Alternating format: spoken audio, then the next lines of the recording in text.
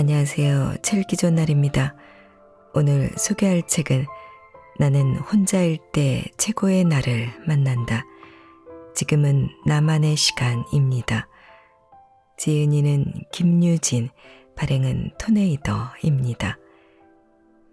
의외로 많은 사람들이 혼자 있기를 두려워합니다.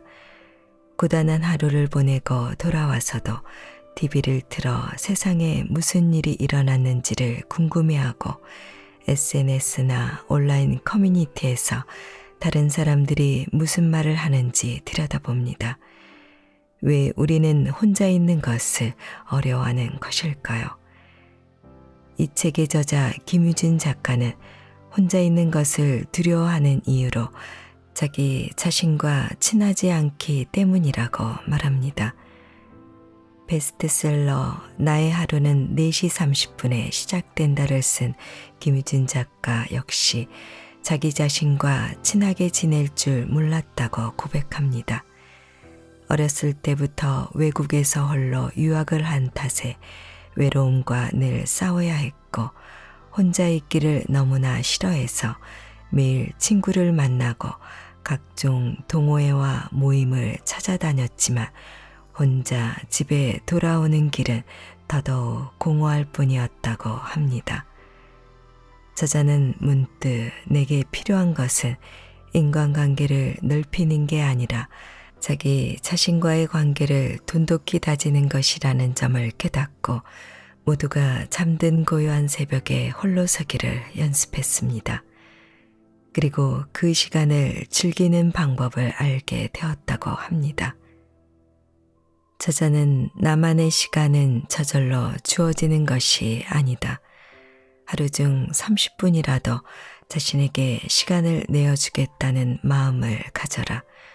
주도적으로 계획하고 외부가 아닌 나의 내면에 초점을 맞추어라고 말합니다. 단순히 어떤 공간에 혼자 있다거나 홀로 스마트폰을 들여다보면서 세상에 무슨 일이 일어나는지 관심을 갖거나 내일 무슨 일을 해야 할지 생각하는 것은 자기 자신에게 몰입하는 것이 아니라는 것입니다. 저자는 홀로 좌절, 불안, 힘든 시간을 보낼 때 자신을 구원해 준 것이 바로 나만의 시간이었다고 이야기합니다. 이 시간을 통해 자신을 우선순위에 두는 방법을 깨달았고 아무리 힘든 하루를 보내도 흔들리지 않고 다시 중심을 잡는 방법을 배웠다고 합니다. 이 책은 지금 힘든 시간을 보내고 있거나 혼자 있는 시간을 두려워하는 모든 이들에게 나만의 시간을 어떻게 확보하는지 알려주고 자기만의 시간으로 활용하는 노하우를 배우는 데 도움이 될 것입니다. 자, 그럼 지금부터 잠시 책 속으로 들어가 보겠습니다. 오늘도 책 읽기 좋은 날과 함께 즐거운 시간 되세요. 구독, 좋아요, 알림 설정은 사랑입니다.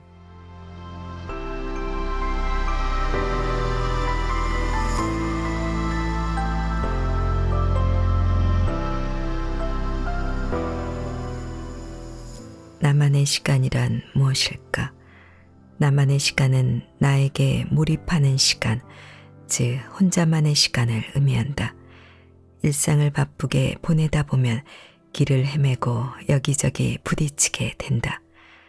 나만의 시간은 그런 혼돈에서 잠시 벗어나 자신에게 집중하는 시간이다. 나 자신을 우선순위에 둘 수 있는 시간으로 누군가에게는 자신의 상태를 점검하는 시간이 될 수도 있고 누군가에게는 잠시 휴식을 선물하는 시간이 될 수도 있다. 이 시간을 어떻게 보내든 이만큼은 무조건 앞으로 내달리기보다는 나 자신을 들여다봐야 한다. 중요한 점은 이 시간을 적극적으로 계획해야 한다는 것이다. 짬이 나면 혼자 있겠다고 생각하는 게 아니라 이때만큼은 나만의 시간을 갖는다고 다짐해야 한다. 그 이유는 무엇일까? 고립되는 것을 두려워하는 현대인들에게 혼자 있는 시간은 생각보다 쉽게 쉽게 주어지지 않기 때문이다. 학창 시절을 떠올려 보자. 조용히 혼자 있고 싶지만 함께 놀자는 친구들의 유혹을 이겨내지 못했던 적 한 번쯤 있지 않은가. 화장실에 갈 때조차 항상 친구와 같이, 심지어 볼일 보는 친구를 끝까지 기다리는 것이 의리라고 생각하지 않았는가. 전날 밤새 과제를 하느라 피곤해서 잠이 쏟아지는데 나만 빼고 친구들이 즐거운 시간을 보낼까봐 걱정되어 모임에서 끝까지 자리를 지켰을지도 모른다. 성인이 되어서도 마찬가지다. 이때는 학창시절과는 또 다른 이유로 혼자 있는 시간이 허용되지 않는다. 회사에서는 보통 혼자 문제를 해결하는 것보다 다른 사람들과 협력해서 성과를 내는 것을 더 중요시하기 때문이다. 나아가 내 역량을 키우기보다 정치를 해야 능력을 인정받을 확률이 높다. 모처럼 느긋하게 혼자 점심을 먹고 싶거나 일이 바빠 동료들과의 티타임을 건너뛰려고 해도 자칫 잘못하면 상사에게 유지 인물로 찍힐지도 모른다는 생각 때문에 꾸역꾸역 통속한다. 코로나19 때문에 예전보다 모임이 줄었다고는 해도 여전히 사회생활을 하고 가족을 챙기려면 혼자 있을 기회 자체가 없다. 기혼자거나 어린 자녀가 있는 경우 혼자 있기란 더더욱 어려운 일이 아닐 수 없다. 한편 결혼하지 않은 사람들도 사정은 마찬가지다. 이렇게 살다 어디에도 소속되지 못한 외톨이가 될 수 있다는 걱정에 동창회며 동호회며 있는 대로 찾아다닌다. 자의로 혼자 있기를 선택할 수 없을 뿐만 아니라 혼자 있고 싶어도 혼자 있는 게 불안해지는 것이다.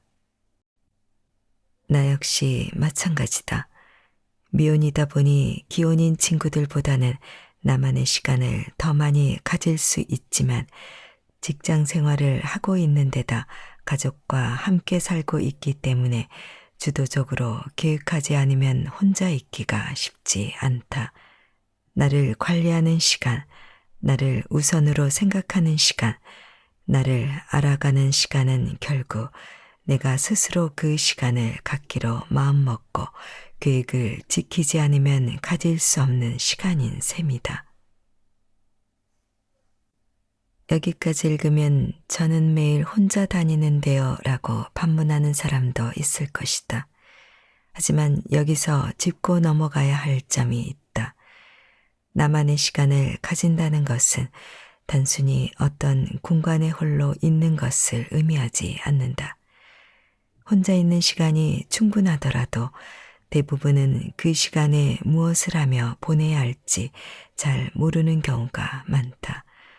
소파에 누워서 온종일 의미 없이 핸드폰을 보거나 리모컨을 손에 쥐고 텔레비전 채널만 돌리는 것이다. 뭐라도 해볼까 싶다가도 혼자서 할 수 있는 일은 그리 많지 않다는 생각이 들어 포기한다. 이런 시간은 나만의 시간이 아니다.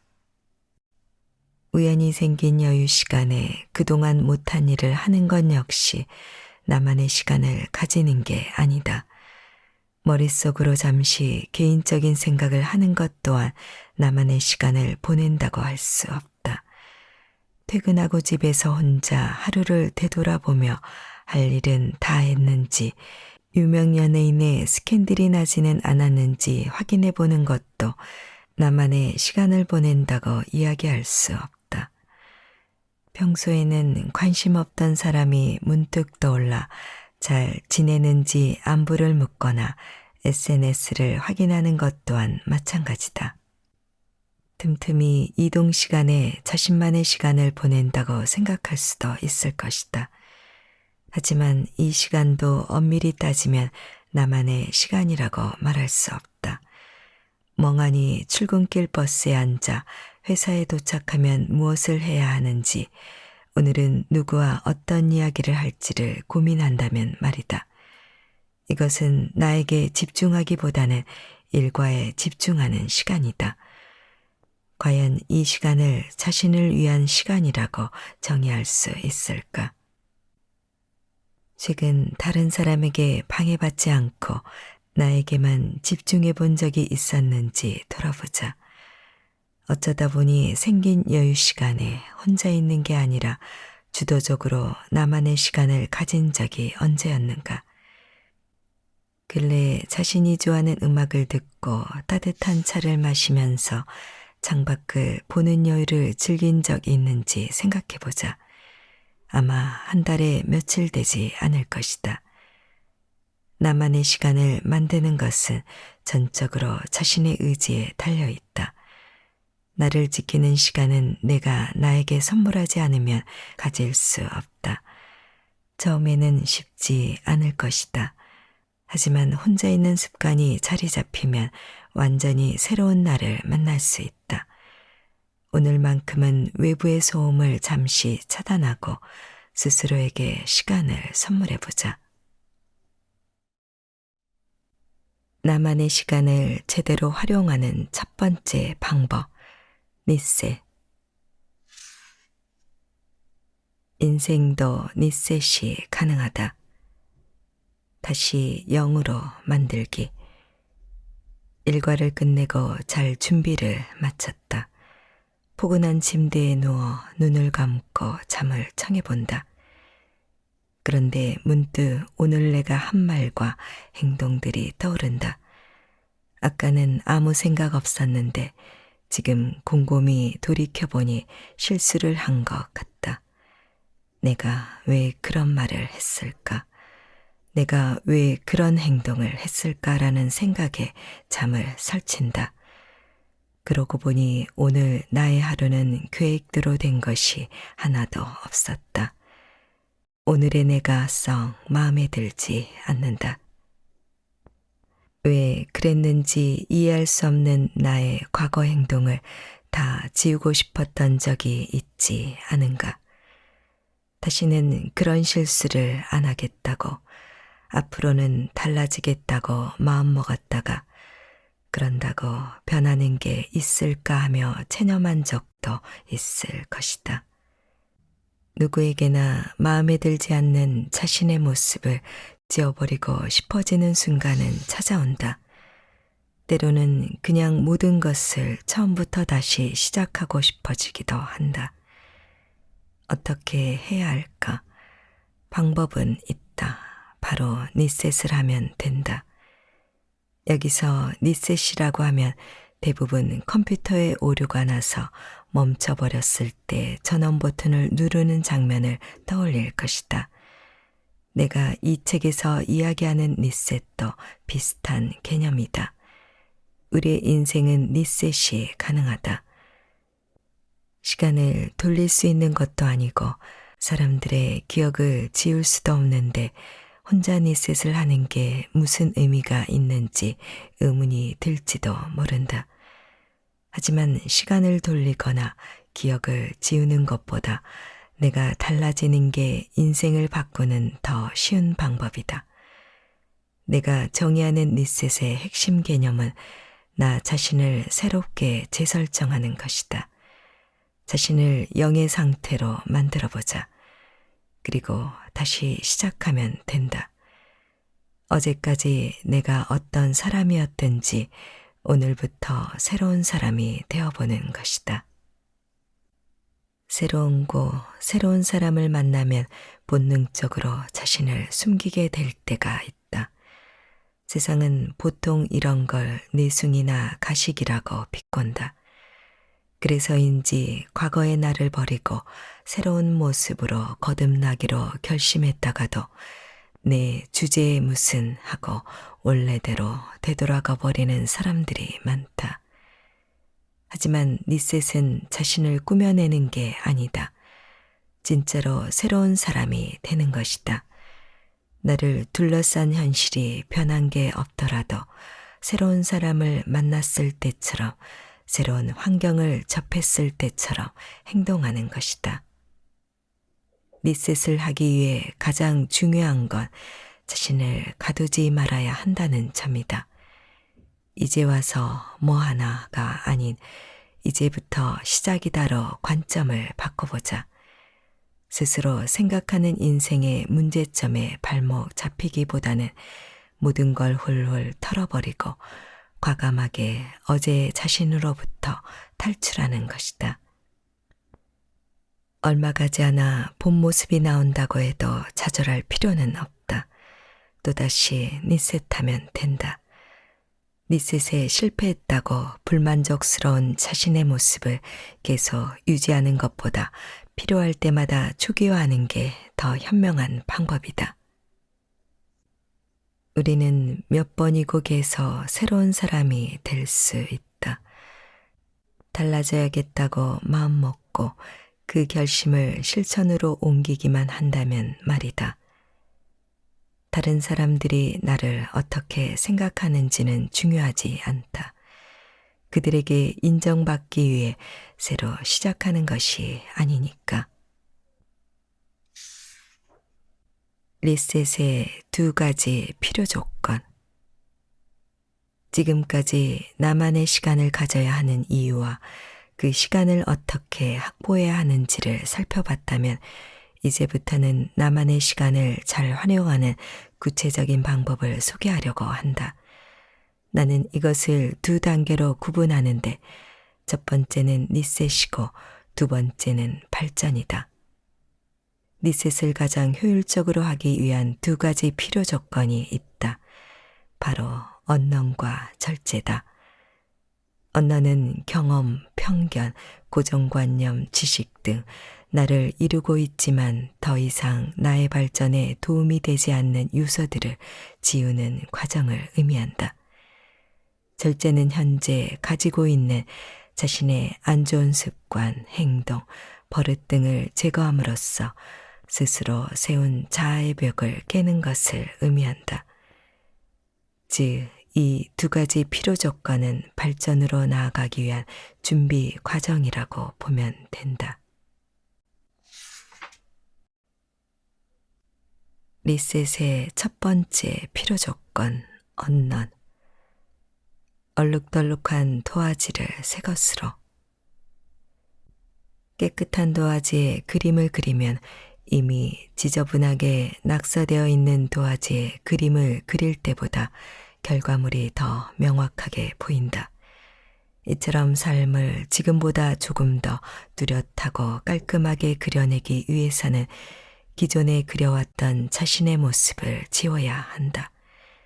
갖고 있던 생각, 알고 있던 지식, 기존에 유지하고 지켜온 자신만의 신념과 가치관 등을 모두 과감하게 삭제해버리는 것이다.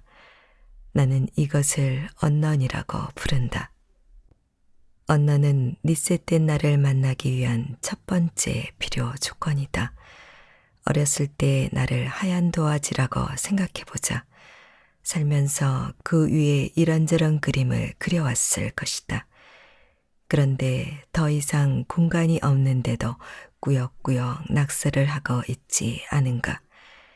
예전에 무엇을 그렸는지 더 이상 알아볼 수 없고 새로 그린 그림은 기존의 그림과 섞여서 형체가 모해졌을지도 모른다.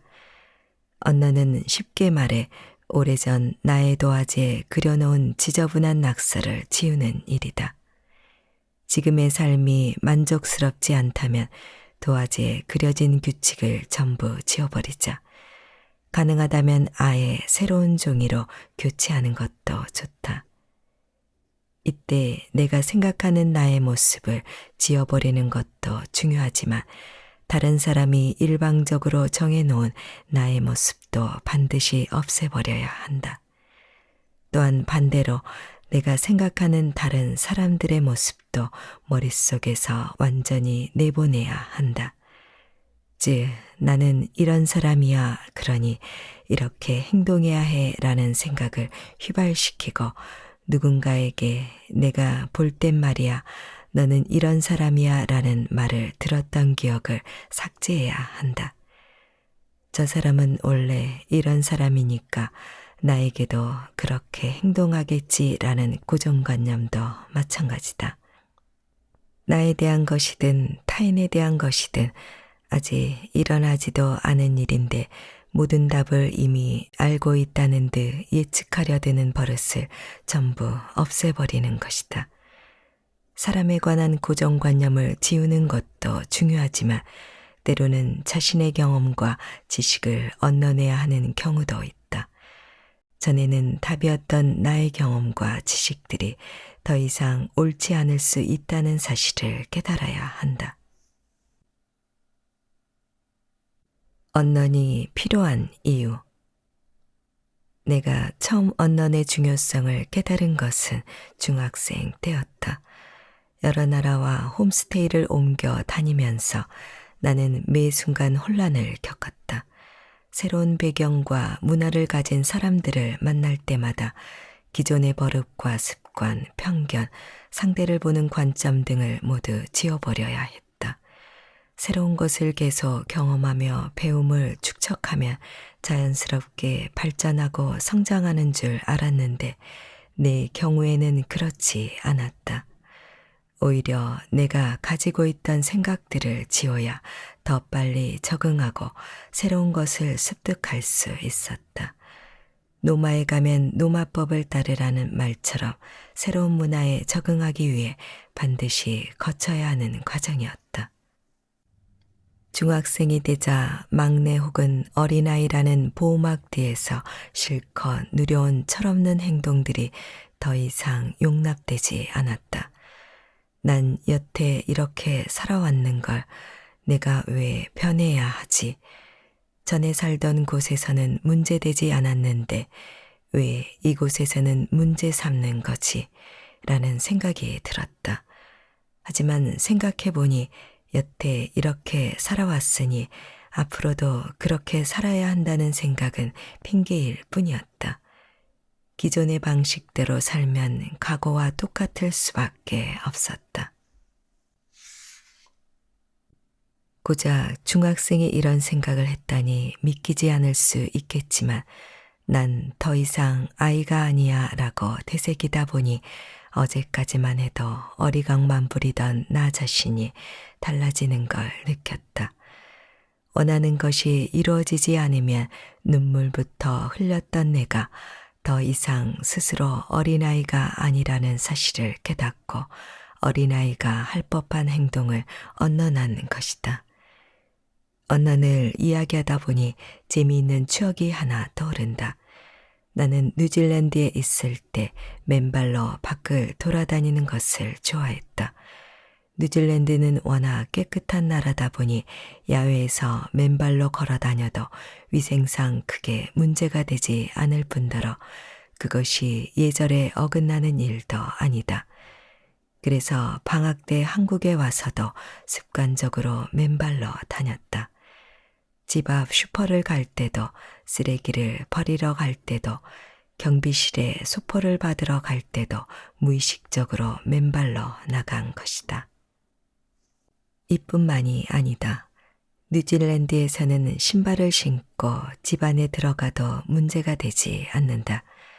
그래서 우리나라에서도 나도 모르게 신발을 신은 채 집으로 들어가곤 했다. 당당하게 신발을 신고 거실까지 걸어가다 나를 보며 황당해하는 엄마와 눈이 마주치고 나서야 아차 싶어 다시 현관으로 가 신발을 벗은 적이 한두 번이 아니었다. 어이없어 하던 엄마의 표정이 아직도 생생하다. 직접 경험해보지 않은 사람은 이런 사소한 습관을 고치는 게 뭐가 어려운가 의아할 수도 있다. 외국에서 태어난 것도 아니고 한국에 처음 오는 것도 아닌데 이게 왜 문제가 되지 싶을 것이다. 하지만 밖에서 맨발로 돌아다니던 사람이 갑자기 잠깐 나갈 때도 신발을 신어야 한다는 것을, 또 반대로 집에서 신발을 신고 돌아다니던 사람이 신발을 벗고 집에 들어와야 한다는 것을 일일이 기억하기는 의외로 힘들다. 나는 이 습관을 언론하느라 정말 오랜 시간을 들였다. 변호사가 되었을 때도 언론이 필요한 건 마찬가지였다. 학생일 때는 공부하다가 어렵다고 포기해도 답을 모른다고 머뭇거려도 전혀 문제가 되지 않았다. 학생이라는 신분이 보호막이 되어줬기 때문이다. 언제나 쉽게 교수 선배들의 도움을 받았다. 하지만 학교를 졸업하고 직장인의 옷을 입은 후에는 이야기가 달라졌다. 나에게 주어진 업무는 내가 책임져야 했기 때문에 어렵다고 답을 모른다고 포기하는 것에 익숙했던 나의 태도를 바로 언론해야 했다. 내가 살면서 가장 크게 도움을 받은 언론은 바로 사람들에 대한 편견과 고정관념을 지우는 일이었다. 누군가로부터 상처를 받았을 때, 싫어하는 사람이 있을 때, 알 수 없는 행동을 하는 사람을 만났을 때, 그들을 향한 나의 마음을 언론한다. 이런 시간 덕분에 나는 인간관계로 인해 혼자 속상해하거나 꿍하게 삐져있는 일이 드물다. 상대방의 잘못을 무조건 용서하라는 뜻이 아니다. 넓은 마음으로 그들을 이해하라는 것도 아니다.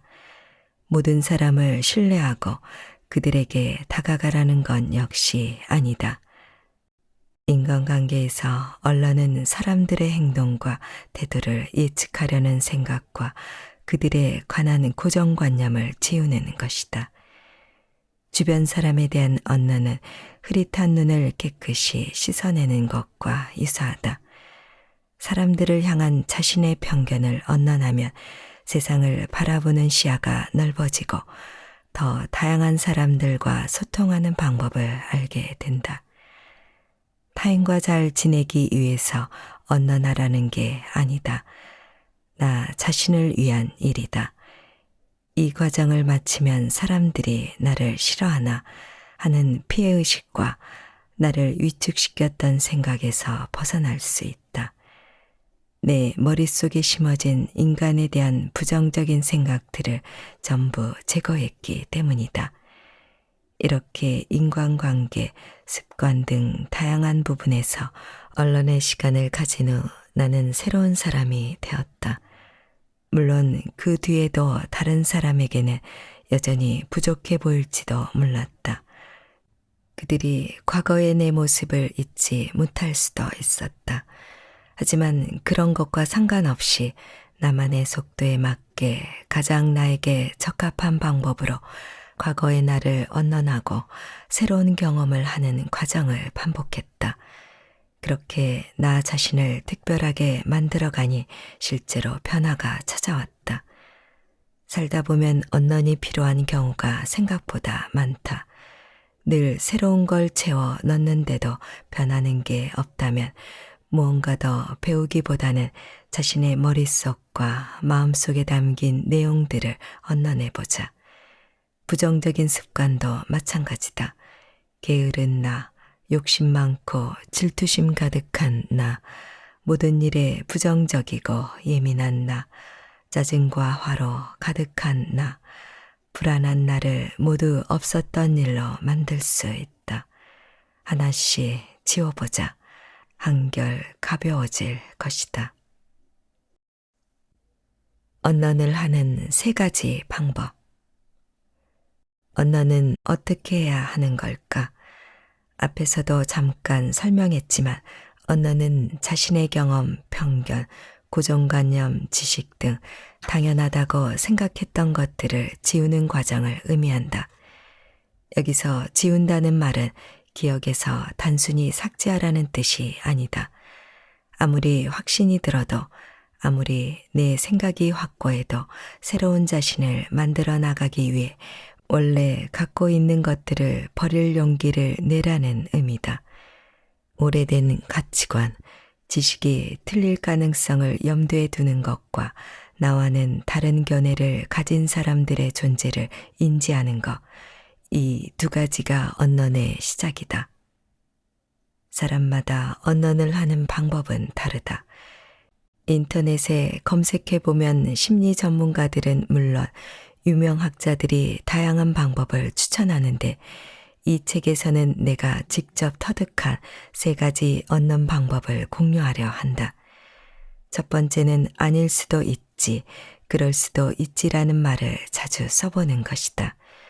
나는 내가 예측했던 일이 일어나지 않을 때 혹은 확신했던 것과 다른 결과를 얻을 때 내가 틀렸다는 사실에 화가 나거나 현 상황이 이해가 가지 않아 답답해도 언론을 위해 이 말을 되새긴다.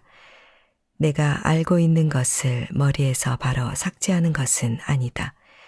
다만 내 생각이 정답이 아닐 가능성을 상기하는 것이다.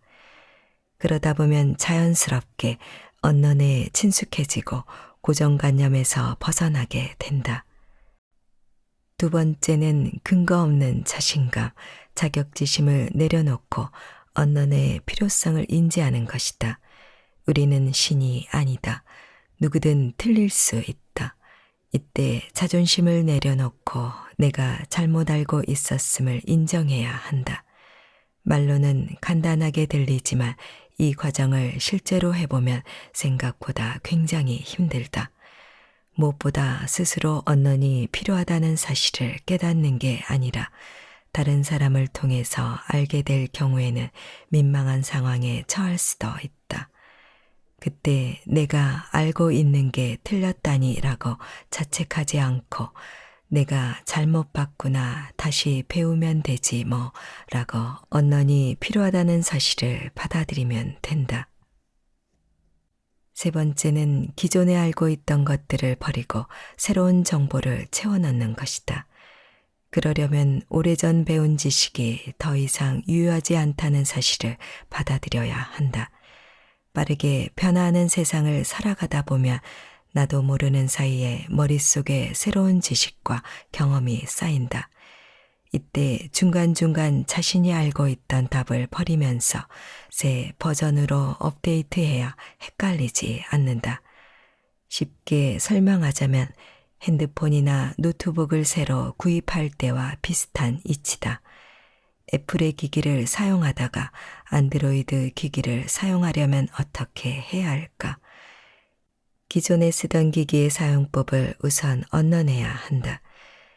예전에 쓰던 것은 오른쪽에 버튼이 있었는데 왜 새로운 기기에는 왼쪽에 있는지 화를 내며 따지기보다 머릿속에 새겨져 있던 버튼 위치를 지워버리고 새로운 위치를 입력하는 것이 더 효율적인 해결 방법이다.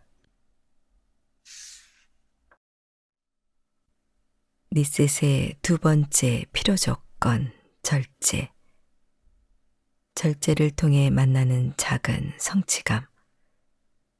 사람들은 지금 모습에서 벗어나기 위해서는, 즉 리셋을 하기 위해서는 특별한 목표와 계획을 세워 앞으로 나아가야 한다고 생각한다. 차로 비유하면 브레이크를 밟기보다는 엑셀을 밟아야만 새로운 자신을 만날 수 있다고 여긴다. 완전히 틀린 말은 아니다. 하지만 때로는 앞으로 질주하는 것보다 잠깐 멈춰 나쁜 습관을 먼저 고치는 것이 더 큰 발전을 가져오기도 한다. 이렇게 성장에 불필요한 행동을 제거하는 것, 즉 절제가 리셋의 두 번째 필요 조건이다. 어릴 때는 굳이 노력하지 않아도 부모님이나 선생님의 보호하에 나쁜 습관을 절제하는 게 쉽다. 일찍 자고 일찍 일어나고 유해한 텔레비전 프로그램을 보지 않고 식사 전에는 간식을 먹지 않는 등 규칙적인 생활에 지장을 줄 만한 행동을 할 때마다 잔소리를 듣는다. 하지만 성인이 되면 모든 게 달라진다. 부모님의 간섭이 줄어들고 자유로워지면서 나쁜 습관이 몸에 쉽게 배어버린다. 음주나 흡연을 하거나 몸에 좋지 않은 음식을 즐겨 먹는 등 대부분 어른이 되고 자신도 모르는 사이 안 좋은 버릇을 하나쯤 가지게 되었을 것이다. 이런 행동을 절제하는 것만으로도 큰 변화가 시작된다. 여기서 나는 부분적 절제와 완전한 절제라는 개념을 만들어 나의 일상에 적용했다. 부분적 절제는 어느 특정한 행동을 자제하는 것이다. 딱히 삶의 지장을 주는 것은 아니지만 스스로 만족스럽게 여기지 않는 행동을 부분적으로 제어함으로써 자신에 대한 만족도를 상승시키는 것이다. 완전한 절제는 한 가지 목표에 도달할 때까지 최후의 수단으로 모든 일을 완전히 차단하는 것을 의미한다. 절제는 목표를 달성하는 지름길이다. 인내심을 길러주고 내가 현재 주목해야 할 목적지가 어디인지 초점을 잡아준다. 물론 쉬운 일은 아니다. 하지만 무언가를 새로 시작하는 것보다 무언가를 멈추는 것이 변화를 불러오기도 한다. 새로운 목표와 꿈에 도전하기 전에 자신의 생활 습관을 돌아보고 나의 가치관과 상충되는 행동을 절제해보자. 그러다 보면 점점 리셋되는 나를 발견할 수 있을 것이다. 목표와 상충하는 행동 절제하기. A는 내일 아침 일찍 일어나서 운동을 하고 영어 공부 관련 책을 좀 읽다가 출근하기로 마음먹었다. 이를 위해 잘 준비를 마치고 침대에 누웠다. 잠들기 전 잠시 쉰다는 생각으로 핸드폰을 들었다. 오늘은 누가 무슨 소식을 업데이트했는지 카카오톡 프로필부터 인스타그램 포스팅까지 모든 것을 샅샅이 훑어본다. 10분, 20분, 30분 SNS를 하다 보니 벌써 밤 11시가 넘어버렸다. 내일 계획을 위해 일부러 일찍 침대에 누웠는데 결국 오늘도 늦게 잠들 것 같다. 바로 핸드폰을 내려놓았지만 방금 봤던 웃긴 사진 때문에 잠은 다 깨버렸다. B는 한 달간 아침 일찍 일어나서 출근 전에 따뜻한 커피 한 잔을 마시고 최근 구입한 책 3권을 읽겠다는 목표를 세웠다. 그런데 이상하게도 이번 달에는 회식이 많았고 생일 파티는 물론 고민이 있는 친구와의 술자리도 잦았다. 목표를 달성하기 위해 힘들게 새벽에 일어나긴 했지만 오히려 잠이 부족해 건강은 악화되었다. A와 B의 행동을 살펴보자. 그들의 목표와 상충하는 행위는 무엇일까? 바로 전날 밤 일찍 잠을 청하지 않은 것이다. 물론 저녁에 일찍 취침하지 않는 행동 자체가 잘못된 것은 아니다. 하지만 아침 일찍 기상하겠다는 목표를 가지고 있는 사람이 일찍 취침하지 않는 것은 분명 자신의 목표에 어긋나는 행동이다. 이 두 사람에게 현재 필요한 것은 아침 일찍 기상하는 것이 아니라 늦게까지 핸드폰을 보고 술을 마시는 행위를 절제하는 것이다. 여기서 부분적 절제를 적용할지 완전한 절제를 적용할지는 목표의 성격과 중요도에 따라 달라진다. 부분적 절제를 적용한다면 A는 저녁에 핸드폰을 20분 이내로 사용하기로 정하면 되고 B는 일주일에 한 번만 늦게까지 술을 마시기로 음주 횟수를 줄이면 된다. 완전한 절제를 적용한다면 A와 B가 아침 일찍 기상해서 목표한 루틴을 갖는 것에 익숙해질 때까지 각각 SNS 애플리케이션을 삭제하고 저녁 약속을 전부 끊으면 된다. 단 A와 B의 목표는 부분적 절제만으로도 충분히 달성할 수 있을 것이다.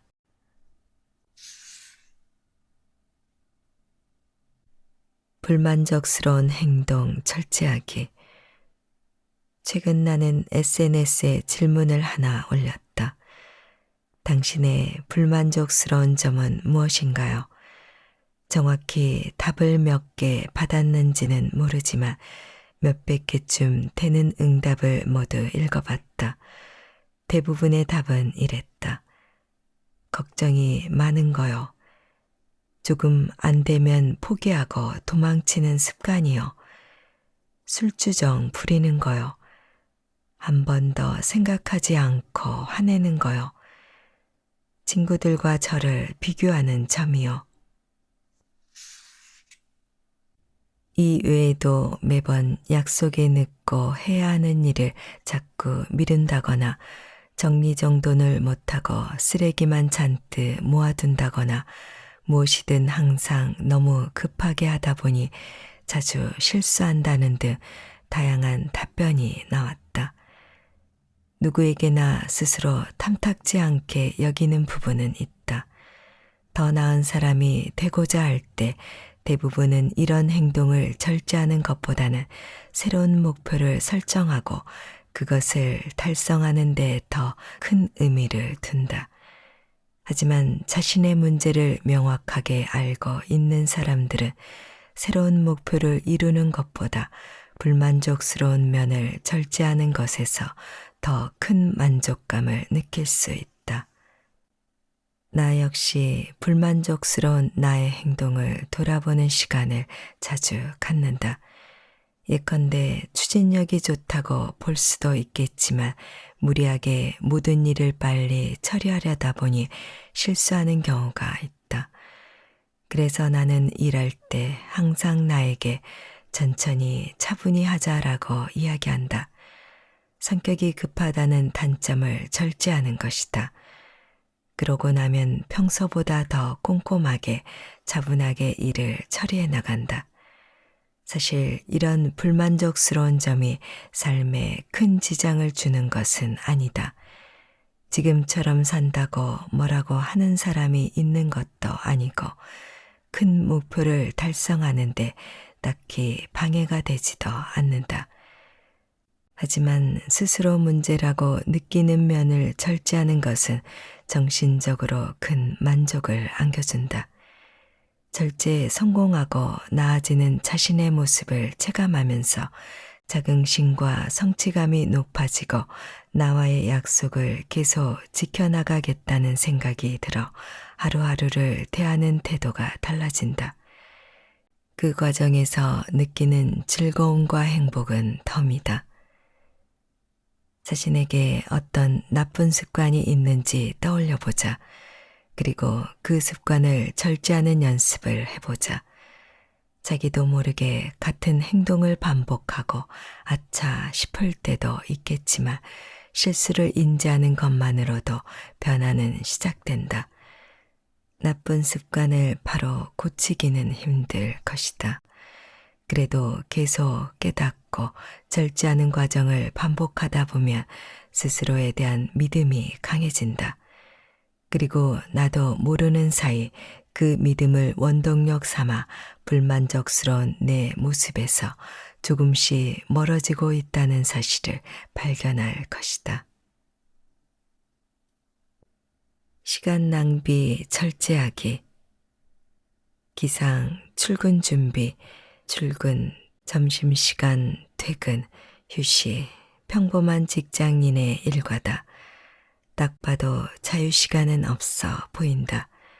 하지만 같은 직장인인데 누군가는 일상에 지면서 겨우 하루를 버티고 누군가는 다양한 취미생활을 즐기고 자기계발까지 하고 있다. 도대체 왜 같은 24시간이 주어져도 사람마다 전혀 다른 하루를 보내게 되는 걸까? 혹시 무언가 해보고 싶은 일이 있는데 시간이 없다는 핑계로 엄두도 내지 못하고 있지 않은가? 나를 위한 일을 하려면 일상에 큰 변화를 줘야 하고 가족들의 희생을 감내하는 것은 물론 지금 하고 있는 일을 포기해야 한다는 생각 때문에 망설이는 사람들이 많다. 하지만 현실은 그렇지 않다. 정말 1초도 시간을 낼 수 없을 정도로 바쁜 사람들도 분명 있겠지만 대부분은 자신에게 시간이 있다는 사실을 인지하지 못하는 경우가 더 많다. 여태 어떤 일을 새롭게 시도할 여유가 없었다면 하루 중 언제 시간을 낭비하는지 생각해보자. 그리고 절제를 통해 여유 시간을 확보해보자. 이것만으로도 하루 24시간을 알뜰하게 사용할 수 있다.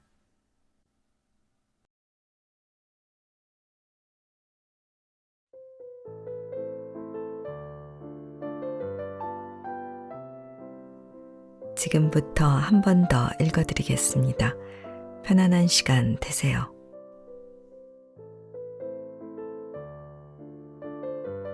나만의 시간이란 무엇일까?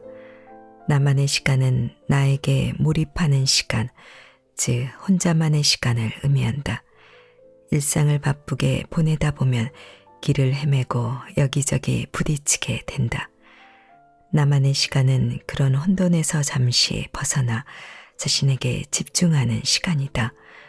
나 자신을 우선순위에 둘 수 있는 시간으로 누군가에게는 자신의 상태를 점검하는 시간이 될 수도 있고 누군가에게는 잠시 휴식을 선물하는 시간이 될 수도 있다. 이 시간을 어떻게 보내든 이만큼은 무조건 앞으로 내달리기보다는 나 자신을 들여다봐야 한다. 중요한 점은 이 시간을 적극적으로 계획해야 한다는 것이다. 짬이 나면 혼자 있겠다고 생각하는 게 아니라 이때만큼은 나만의 시간을 갖는다고 다짐해야 한다. 그 이유는 무엇일까? 고립되는 것을 두려워하는 현대인들에게 혼자 있는 시간은 생각보다 쉽게 주어지지 않기 때문이다. 학창 시절을 떠올려보자. 조용히 혼자 있고 싶지만 함께 놀자는 친구들의 유혹을 이겨내지 못했던 적 한 번쯤 있지 않은가? 화장실에 갈 때조차 항상 친구와 같이 심지어 볼일 보는 친구를 끝까지 기다리는 것이 의리라고 생각하지 않았는가? 전날 밤새 과제를 하느라 피곤해서 잠이 쏟아지는데 나만 빼고 친구들이 즐거운 시간을 보낼까봐 걱정되어 모임에서 끝까지 자리를 지켰을지도 모른다. 성인이 되어서도 마찬가지다. 이때는 학창시절과는 또 다른 이유로 혼자 있는 시간이 허용되지 않는다. 회사에서는 보통 혼자 문제를 해결하는 것보다 다른 사람들과 협력해서 성과를 내는 것을 더 중요시하기 때문이다. 나아가 내 역량을 키우기보다 정치를 해야 능력을 인정받을 확률이 높다. 모처럼 느긋하게 혼자 점심을 먹고 싶거나 일이 바빠 동료들과의 티타임을 건너뛰려고 해도 자칫 잘못하면 상사에게 유지 인물로 찍힐지도 모른다는 생각 때문에 꾸역꾸역 통속한다. 코로나19 때문에 예전보다 모임이 줄었다고는 해도 여전히 사회생활을 하고 가족을 챙기려면 혼자 있을 기회 자체가 없다. 기혼자거나 어린 자녀가 있는 경우 혼자 있기란 더더욱 어려운 일이 아닐 수 없다. 한편 결혼하지 않은 사람들도 사정은 마찬가지다. 이렇게 살다 어디에도 소속되지 못한 외톨이가 될 수 있다는 걱정에 동창회며 동호회며 있는 대로 찾아다닌다. 자의로 혼자 있기를 선택할 수 없을 뿐만 아니라 혼자 있고 싶어도 혼자 있는 게 불안해지는 것이다. 나 역시 마찬가지다. 미혼이다 보니 기혼인 친구들보다는 나만의 시간을 더 많이 가질 수 있지만 직장 생활을 하고 있는 데다 가족과 함께 살고 있기 때문에 주도적으로 계획하지 않으면 혼자 있기가 쉽지 않다. 나를 관리하는 시간, 나를 우선으로 생각하는 시간, 나를 알아가는 시간은 결국 내가 스스로 그 시간을 갖기로 마음먹고 계획을 지키지 않으면 가질 수 없는 시간인 셈이다. 여기까지 읽으면 저는 매일 혼자 다니는데요 라고 반문하는 사람도 있을 것이다. 하지만 여기서 짚고 넘어가야 할 점이 있다. 나만의 시간을 가진다는 것은 단순히 어떤 공간에 홀로 있는 것을 의미하지 않는다. 혼자 있는 시간이 충분하더라도 대부분은 그 시간에 무엇을 하며 보내야 할지 잘 모르는 경우가 많다. 소파에 누워서 온종일 의미 없이 핸드폰을 보거나 리모컨을 손에 쥐고 텔레비전 채널만 돌리는 것이다. 뭐라도 해볼까 싶다가도 혼자서 할 수 있는 일은 그리 많지 않다는 생각이 들어 포기한다. 이런 시간은 나만의 시간이 아니다. 우연히 생긴 여유 시간에 그동안 못한 일을 하는 것 역시 나만의 시간을 가지는 게 아니다. 머릿속으로 잠시 개인적인 생각을 하는 것 또한 나만의 시간을 보낸다고 할 수 없다. 퇴근하고 집에서 혼자 하루를 되돌아보며 할 일은 다 했는지, 유명 연예인의 스캔들이 나지는 않았는지 확인해 보는 것도 나만의 시간을 보낸다고 이야기할 수 없다. 평소에는 관심 없던 사람이 문득 떠올라 잘 지내는지 안부를 묻거나 SNS를 확인하는 것 또한 마찬가지다. 틈틈이 이동 시간에 자신만의 시간을 보낸다고 생각할 수도 있을 것이다. 하지만 이 시간도 엄밀히 따지면 나만의 시간이라고 말할 수 없다. 멍하니 출근길 버스에 앉아 회사에 도착하면 무엇을 해야 하는지, 오늘은 누구와 어떤 이야기를 할지를 고민한다면 말이다. 이것은 나에게 집중하기보다는 일과에 집중하는 시간이다. 과연 이 시간을 자신을 위한 시간이라고 정의할 수 있을까? 최근 다른 사람에게 방해받지 않고 나에게만 집중해 본 적이 있었는지 돌아보자. 어쩌다 보니 생긴 여유 시간에 혼자 있는 게 아니라 주도적으로 나만의 시간을 가진 적이 언제였는가? 근래 자신이 좋아하는 음악을 듣고 따뜻한 차를 마시면서 창밖을 보는 여유를 즐긴 적이 있는지 생각해보자. 아마 한 달에 며칠 되지 않을 것이다. 나만의 시간을 만드는 것은 전적으로 자신의 의지에 달려있다. 나를 지키는 시간은 내가 나에게 선물하지 않으면 가질 수 없다. 처음에는 쉽지 않을 것이다. 하지만 혼자 있는 습관이 자리 잡히면 완전히 새로운 나를 만날 수 있다. 오늘만큼은 외부의 소음을 잠시 차단하고 스스로에게 시간을 선물해보자. 나만의 시간을 제대로 활용하는 첫 번째 방법, 리셋. 인생도 리셋이 가능하다. 다시 0으로 만들기. 일과를 끝내고 잘 준비를 마쳤다. 포근한 침대에 누워 눈을 감고 잠을 청해본다. 그런데 문득 오늘 내가 한 말과 행동들이 떠오른다. 아까는 아무 생각 없었는데 지금 곰곰이 돌이켜보니 실수를 한 것 같다. 내가 왜 그런 말을 했을까? 내가 왜 그런 행동을 했을까라는 생각에 잠을 설친다. 그러고 보니 오늘 나의 하루는 계획대로 된 것이 하나도 없었다.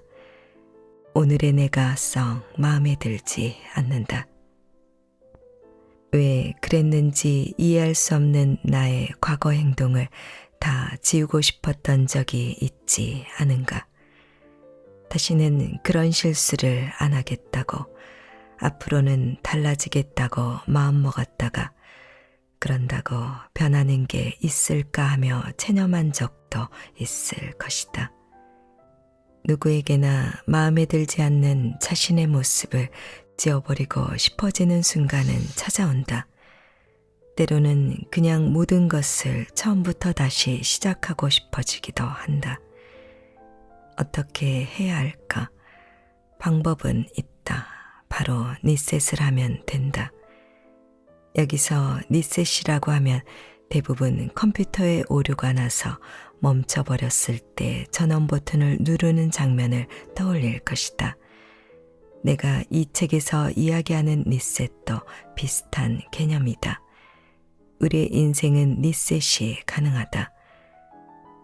시간을 돌릴 수 있는 것도 아니고 사람들의 기억을 지울 수도 없는데 혼자 니셋을 하는 게 무슨 의미가 있는지 의문이 들지도 모른다. 하지만 시간을 돌리거나 기억을 지우는 것보다 내가 달라지는 게 인생을 바꾸는 더 쉬운 방법이다. 내가 정의하는 니셋의 핵심 개념은 나 자신을 새롭게 재설정하는 것이다. 자신을 영의 상태로 만들어보자. 그리고 다시 시작하면 된다. 어제까지 내가 어떤 사람이었든지 오늘부터 새로운 사람이 되어보는 것이다. 새로운 곳, 새로운 사람을 만나면 본능적으로 자신을 숨기게 될 때가 있다. 세상은 보통 이런 걸 내숭이나 가식이라고 비꼰다. 그래서인지 과거의 나를 버리고 새로운 모습으로 거듭나기로 결심했다가도 내 주제에 무슨 하고 원래대로 되돌아가 버리는 사람들이 많다. 하지만 니셋은 자신을 꾸며내는 게 아니다. 진짜로 새로운 사람이 되는 것이다. 나를 둘러싼 현실이 변한 게 없더라도 새로운 사람을 만났을 때처럼 새로운 환경을 접했을 때처럼 행동하는 것이다. 리셋을 하기 위해 가장 중요한 건 자신을 가두지 말아야 한다는 점이다.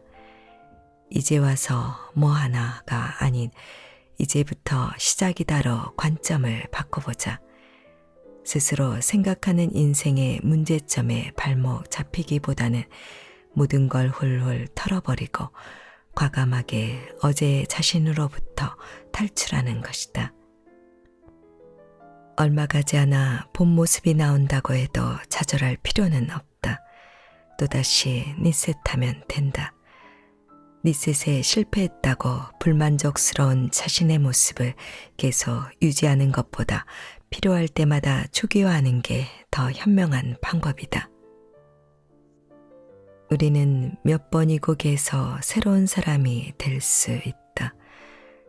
달라져야겠다고 마음먹고 그 결심을 실천으로 옮기기만 한다면 말이다. 다른 사람들이 나를 어떻게 생각하는지는 중요하지 않다. 그들에게 인정받기 위해 새로 시작하는 것이 아니니까. 리셋의 2가지 필요 조건. 지금까지 나만의 시간을 가져야 하는 이유와 그 시간을 어떻게 확보해야 하는지를 살펴봤다면 이제부터는 나만의 시간을 잘 활용하는 구체적인 방법을 소개하려고 한다. 나는 이것을 2단계로 구분하는데 첫 번째는 리셋이고 두 번째는 발전이다. 리셋을 가장 효율적으로 하기 위한 2가지 필요 조건이 있다. 바로 언론과 절제다. 언론은 경험, 편견, 고정관념, 지식 등 나를 이루고 있지만 더 이상 나의 발전에 도움이 되지 않는 요소들을 지우는 과정을 의미한다. 절제는 현재 가지고 있는 자신의 안 좋은 습관, 행동, 버릇 등을 제거함으로써 스스로 세운 자아의 벽을 깨는 것을 의미한다. 즉, 이 2가지 필요 조건은 발전으로 나아가기 위한 준비 과정이라고 보면 된다. 리셋의 첫 번째 필요 조건, 언론. 얼룩덜룩한 도화지를 새 것으로. 깨끗한 도화지에 그림을 그리면 이미 지저분하게 낙서되어 있는 도화지에 그림을 그릴 때보다 결과물이 더 명확하게 보인다. 이처럼 삶을 지금보다 조금 더 뚜렷하고 깔끔하게 그려내기 위해서는 기존에 그려왔던 자신의 모습을 지워야 한다. 갖고 있던 생각, 알고 있던 지식, 기존에 유지하고 지켜온 자신만의 신념과 가치관 등을 모두 과감하게 삭제해버리는 것이다. 나는 이것을 언론이라고 부른다. 언론은 리셋된 나를 만나기 위한 첫 번째 필요 조건이다. 어렸을 때 나를 하얀 도화지라고 생각해보자. 살면서 그 위에 이런저런 그림을 그려왔을 것이다. 그런데 더 이상 공간이 없는데도 꾸역꾸역 낙서를 하고 있지 않은가. 예전에 무엇을 그렸는지 더 이상 알아볼 수 없고 새로 그린 그림은 기존의 그림과 섞여서 형체가 모해졌을지도 모른다. 언너는 쉽게 말해 오래전 나의 도화지에 그려놓은 지저분한 낙서를 지우는 일이다. 지금의 삶이 만족스럽지 않다면 도화지에 그려진 규칙을 전부 지워버리자. 가능하다면 아예 새로운 종이로 교체하는 것도 좋다. 이때 내가 생각하는 나의 모습을 지워버리는 것도 중요하지만 다른 사람이 일방적으로 정해놓은 나의 모습도 반드시 없애버려야 한다. 또한 반대로 내가 생각하는 다른 사람들의 모습도 머릿속에서 완전히 내보내야 한다. 즉, 나는 이런 사람이야. 그러니 이렇게 행동해야 해 라는 생각을 휘발시키고 누군가에게 내가 볼 땐 말이야, 너는 이런 사람이야 라는 말을 들었던 기억을 삭제해야 한다. 저 사람은 원래 이런 사람이니까 나에게도 그렇게 행동하겠지 라는 고정관념도 마찬가지다. 나에 대한 것이든 타인에 대한 것이든 아직 일어나지도 않은 일인데 모든 답을 이미 알고 있다는 듯 예측하려 드는 버릇을 전부 없애버리는 것이다. 사람에 관한 고정관념을 지우는 것도 중요하지만 때로는 자신의 경험과 지식을 얻어내야 하는 경우도 있다. 전에는 답이었던 나의 경험과 지식들이 더 이상 옳지 않을 수 있다는 사실을 깨달아야 한다. 언론이 필요한 이유. 내가 처음 언론의 중요성을 깨달은 것은 중학생 때였다. 여러 나라와 홈스테이를 옮겨 다니면서 나는 매 순간 혼란을 겪었다. 새로운 배경과 문화를 가진 사람들을 만날 때마다 기존의 버릇과 습관, 편견, 상대를 보는 관점 등을 모두 지워버려야 했다. 새로운 것을 계속 경험하며 배움을 축적하면 자연스럽게 발전하고 성장하는 줄 알았는데 내 경우에는 그렇지 않았다. 오히려 내가 가지고 있던 생각들을 지워야 더 빨리 적응하고 새로운 것을 습득할 수 있었다. 노마에 가면 노마법을 따르라는 말처럼 새로운 문화에 적응하기 위해 반드시 거쳐야 하는 과정이었다. 중학생이 되자 막내 혹은 어린아이라는 보호막 뒤에서 실컷 누려온 철없는 행동들이 더 이상 용납되지 않았다. 난 여태 이렇게 살아왔는 걸 내가 왜 변해야 하지? 전에 살던 곳에서는 문제되지 않았는데 왜 이곳에서는 문제 삼는 거지? 라는 생각이 들었다. 하지만 생각해보니 여태 이렇게 살아왔으니 앞으로도 그렇게 살아야 한다는 생각은 핑계일 뿐이었다. 기존의 방식대로 살면 과거와 똑같을 수밖에 없었다.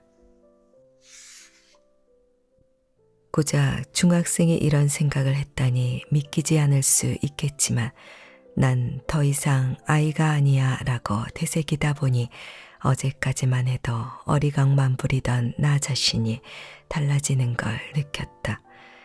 원하는 것이 이루어지지 않으면 눈물부터 흘렸던 내가 더 이상 스스로 어린아이가 아니라는 사실을 깨닫고 어린아이가 할 법한 행동을 언론한 것이다. 언론을 이야기하다 보니 재미있는 추억이 하나 떠오른다. 나는 뉴질랜드에 있을 때 맨발로 밖을 돌아다니는 것을 좋아했다. 뉴질랜드는 워낙 깨끗한 나라다 보니 야외에서 맨발로 걸어 다녀도 위생상 크게 문제가 되지 않을 뿐더러 그것이 예절에 어긋나는 일도 아니다. 그래서 방학 때 한국에 와서도 습관적으로 맨발로 다녔다. 집 앞 슈퍼를 갈 때도, 쓰레기를 버리러 갈 때도, 경비실에 소포를 받으러 갈 때도 무의식적으로 맨발로 나간 것이다. 이뿐만이 아니다.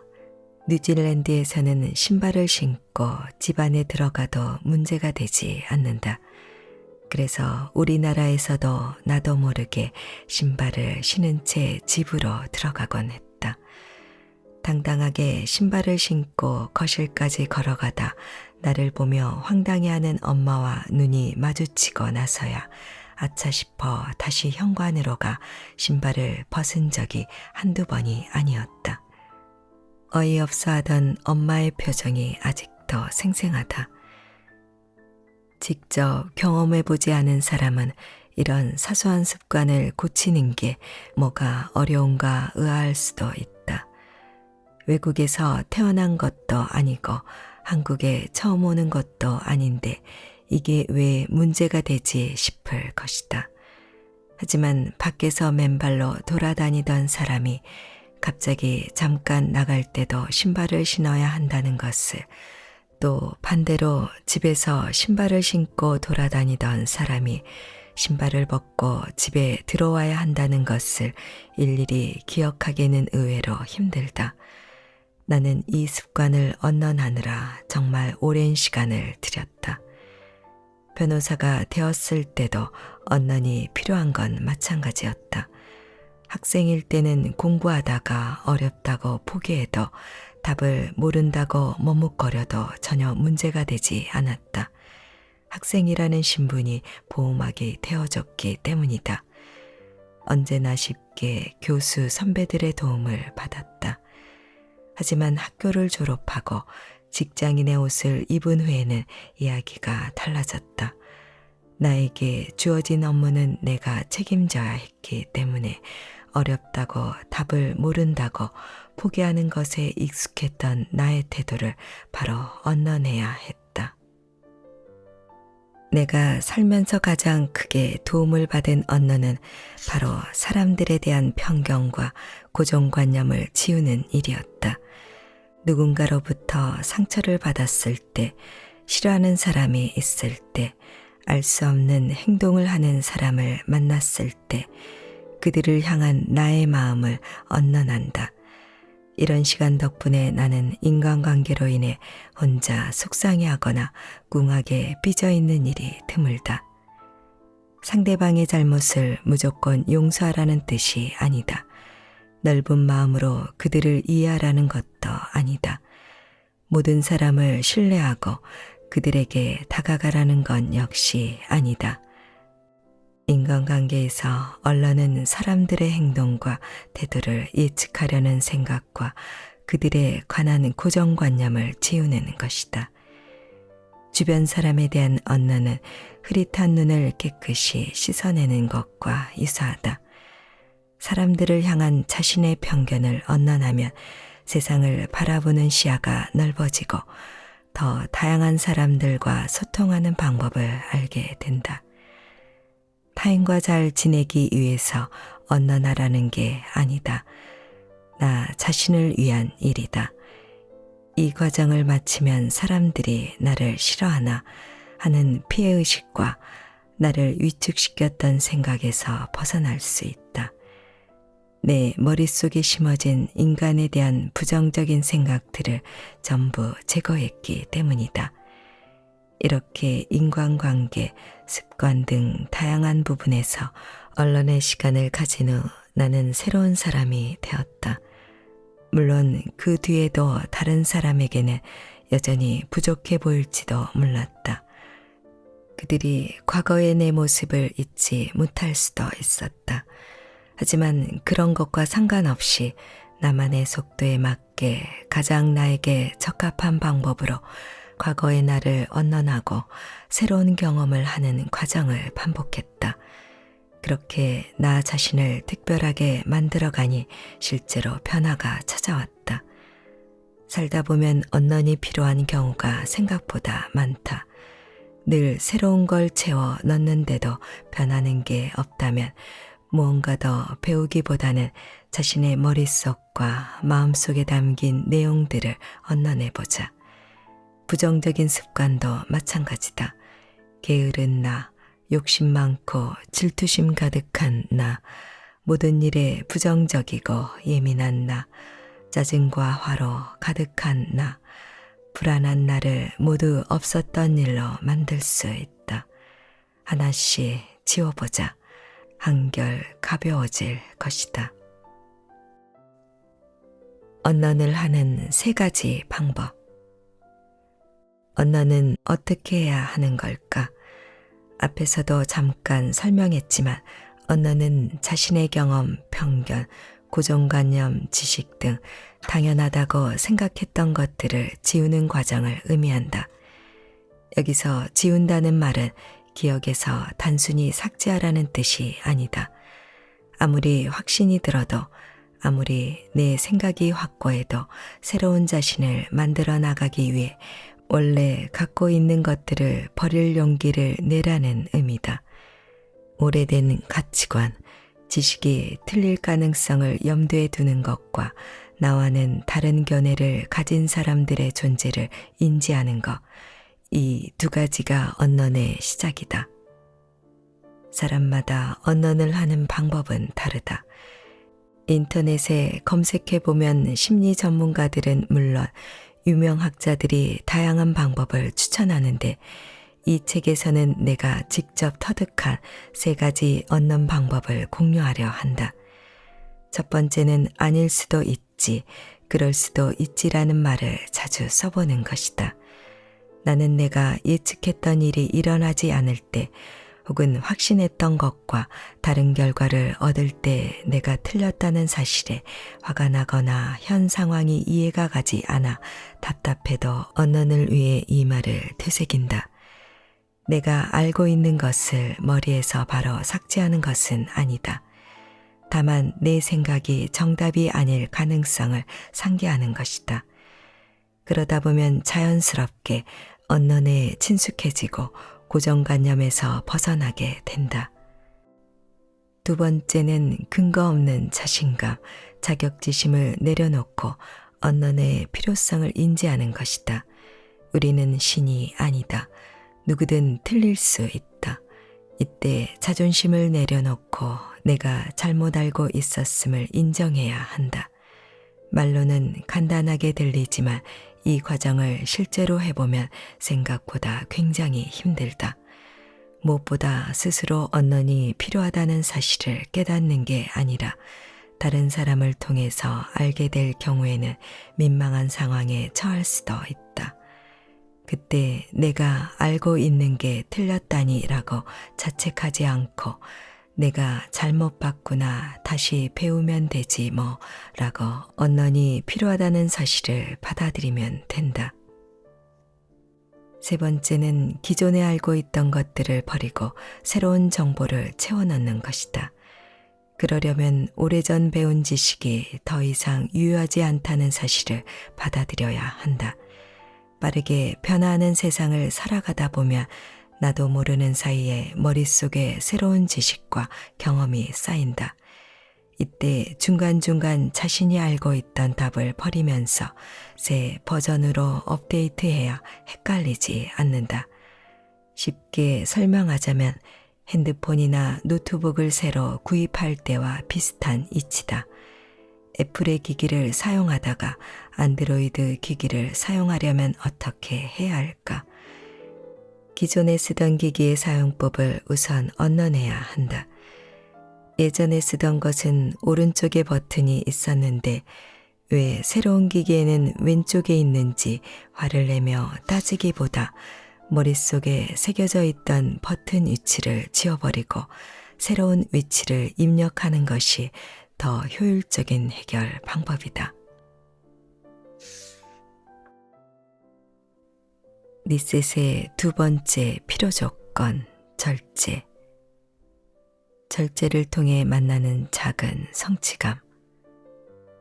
사람들은 지금 모습에서 벗어나기 위해서는, 즉 리셋을 하기 위해서는 특별한 목표와 계획을 세워 앞으로 나아가야 한다고 생각한다. 차로 비유하면 브레이크를 밟기보다는 엑셀을 밟아야만 새로운 자신을 만날 수 있다고 여긴다. 완전히 틀린 말은 아니다. 하지만 때로는 앞으로 질주하는 것보다 잠깐 멈춰 나쁜 습관을 먼저 고치는 것이 더 큰 발전을 가져오기도 한다. 이렇게 성장에 불필요한 행동을 제거하는 것, 즉 절제가 니셋의 두 번째 필요 조건이다.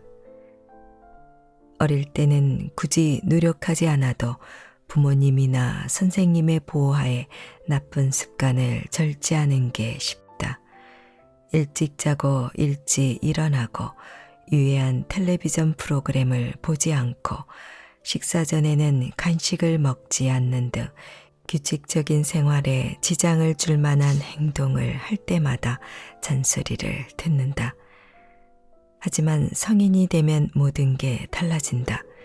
부모님의 간섭이 줄어들고 자유로워지면서 나쁜 습관이 몸에 쉽게 배어버린다. 음주나 흡연을 하거나 몸에 좋지 않은 음식을 즐겨 먹는 등 대부분 어른이 되고 자신도 모르는 사이 안 좋은 버릇을 하나쯤 가지게 되었을 것이다. 이런 행동을 절제하는 것만으로도 큰 변화가 시작된다. 여기서 나는 부분적 절제와 완전한 절제라는 개념을 만들어 나의 일상에 적용했다. 부분적 절제는 어느 특정한 행동을 자제하는 것이다. 딱히 삶에 지장을 주는 것은 아니지만 스스로 만족스럽게 여기지 않는 행동을 부분적으로 제어함으로써 자신에 대한 만족도를 상승시키는 것이다. 완전한 절제는 한 가지 목표에 도달할 때까지 최후의 수단으로 모든 일을 완전히 차단하는 것을 의미한다. 절제는 목표를 달성하는 지름길이다. 인내심을 길러주고 내가 현재 주목해야 할 목적지가 어디인지 초점을 잡아준다. 물론 쉬운 일은 아니다. 하지만 무언가를 새로 시작하는 것보다 무언가를 멈추는 것이 변화를 불러오기도 한다. 새로운 목표와 꿈에 도전하기 전에 자신의 생활 습관을 돌아보고 나의 가치관과 상충되는 행동을 절제해보자. 그러다 보면 점점 리셋되는 나를 발견할 수 있을 것이다. 목표와 상충하는 행동 절제하기. A는 내일 아침 일찍 일어나서 운동을 하고 영어 공부 관련 책을 좀 읽다가 출근하기로 마음먹었다. 이를 위해 잘 준비를 마치고 침대에 누웠다. 잠들기 전 잠시 쉰다는 생각으로 핸드폰을 들었다. 오늘은 누가 무슨 소식을 업데이트했는지 카카오톡 프로필부터 인스타그램 포스팅까지 모든 것을 샅샅이 훑어본다. 10분, 20분, 30분 SNS를 하다 보니 벌써 밤 11시가 넘어버렸다. 내일 계획을 위해 일부러 일찍 침대에 누웠는데 결국 오늘도 늦게 잠들 것 같다. 바로 핸드폰을 내려놓았지만 방금 봤던 웃긴 사진 때문에 잠은 다 깨버렸다. B는 한 달간 아침 일찍 일어나서 출근 전에 따뜻한 커피 한 잔을 마시고 최근 구입한 책 3권을 읽겠다는 목표를 세웠다. 그런데 이상하게도 이번 달에는 회식이 많았고 생일 파티는 물론 고민이 있는 친구와의 술자리도 찾았다. 목표를 달성하기 위해 힘들게 새벽에 일어나긴 했지만 오히려 잠이 부족해 건강은 악화되었다. A와 B의 행동을 살펴보자. 그들의 목표와 상충하는 행위는 무엇일까? 바로 전날 밤 일찍 잠을 청하지 않은 것이다. 물론 저녁에 일찍 취침하지 않는 행동 자체가 잘못된 것은 아니다. 하지만 아침 일찍 기상하겠다는 목표를 가지고 있는 사람이 일찍 취침하지 않는 것은 분명 자신의 목표에 어긋나는 행동이다. 이 두 사람에게 현재 필요한 것은 아침 일찍 기상하는 것이 아니라 늦게까지 핸드폰을 보고 술을 마시는 행위를 절제하는 것이다. 여기서 부분적 절제를 적용할지 완전한 절제를 적용할지는 목표의 성격과 중요도에 따라 달라진다. 부분적 절제를 적용한다면 A는 저녁에 핸드폰을 20분 이내로 사용하기로 정하면 되고 B는 일주일에 한 번만 늦게까지 술을 마시기로 음주 횟수를 줄이면 된다. 완전한 절제를 적용한다면 A와 B가 아침 일찍 기상해서 목표한 루틴을 갖는 것에 익숙해질 때까지 각각 SNS 애플리케이션을 삭제하고 저녁 약속을 전부 끊으면 된다. 단 A와 B의 목표는 부분적 절제만으로도 충분히 달성할 수 있을 것이다.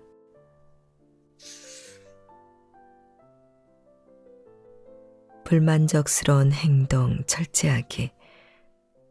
최근 나는 SNS에 질문을 하나 올렸다. 당신의 불만족스러운 점은 무엇인가요? 정확히 답을 몇 개 받았는지는 모르지만 몇백 개쯤 되는 응답을 모두 읽어봤다. 대부분의 답은 이랬다. 걱정이 많은 거요. 조금 안 되면 포기하고 도망치는 습관이요. 술주정 부리는 거요. 한 번 더 생각하지 않고 화내는 거요. 친구들과 저를 비교하는 점이요.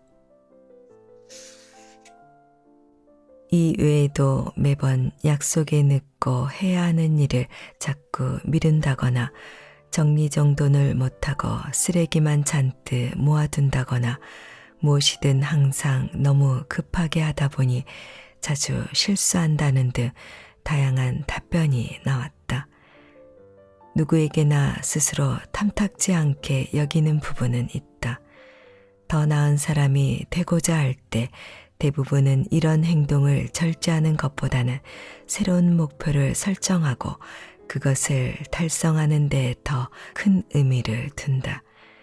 하지만 자신의 문제를 명확하게 알고 있는 사람들은 새로운 목표를 이루는 것보다 불만족스러운 면을 절제하는 것에서 더 큰 만족감을 느낄 수 있다. 나 역시 불만족스러운 나의 행동을 돌아보는 시간을 자주 갖는다. 예컨대 추진력이 좋다고 볼 수도 있겠지만 무리하게 모든 일을 빨리 처리하려다 보니 실수하는 경우가 있다. 그래서 나는 일할 때 항상 나에게 천천히 차분히 하자라고 이야기한다. 성격이 급하다는 단점을 절제하는 것이다. 그러고 나면 평소보다 더 꼼꼼하게 차분하게 일을 처리해 나간다. 사실 이런 불만족스러운 점이 삶에 큰 지장을 주는 것은 아니다. 지금처럼 산다고 뭐라고 하는 사람이 있는 것도 아니고 큰 목표를 달성하는데 딱히 방해가 되지도 않는다. 하지만 스스로 문제라고 느끼는 면을 절제하는 것은 정신적으로 큰 만족을 안겨준다. 절제에 성공하고 나아지는 자신의 모습을 체감하면서 자긍심과 성취감이 높아지고 나와의 약속을 계속 지켜나가겠다는 생각이 들어 하루하루를 대하는 태도가 달라진다. 그 과정에서 느끼는 즐거움과 행복은 덤이다. 자신에게 어떤 나쁜 습관이 있는지 떠올려 보자. 그리고 그 습관을 절제하는 연습을 해보자. 자기도 모르게 같은 행동을 반복하고 아차 싶을 때도 있겠지만 실수를 인지하는 것만으로도 변화는 시작된다. 나쁜 습관을 바로 고치기는 힘들 것이다. 그래도 계속 깨닫고 절제하는 과정을 반복하다 보면 스스로에 대한 믿음이 강해진다. 그리고 나도 모르는 사이 그 믿음을 원동력 삼아 불만족스러운 내 모습에서 조금씩 멀어지고 있다는 사실을 발견할 것이다. 시간 낭비 절제하기. 기상, 출근 준비, 출근, 점심시간, 퇴근, 휴식, 평범한 직장인의 일과다. 딱 봐도 자유시간은 없어 보인다.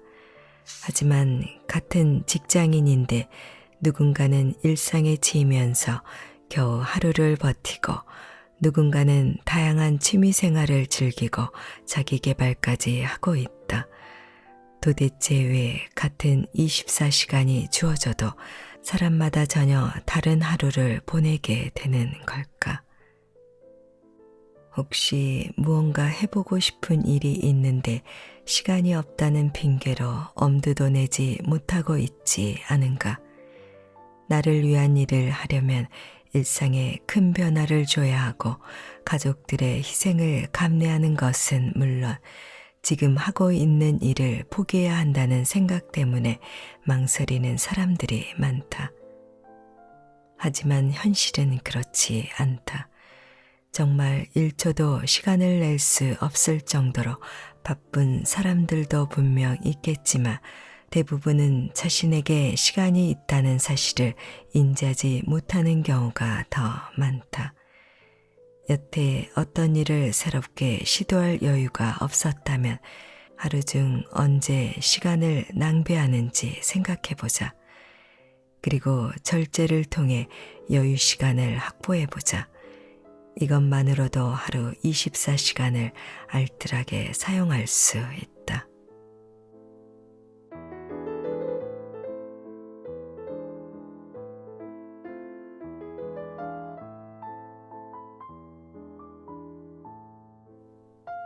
책 읽기 좋은 날 오늘은 인생을 리셋하는 혼자 있는 시간의 힘, 지금은 나만의 시간입니다를 보내드렸습니다. 감사합니다.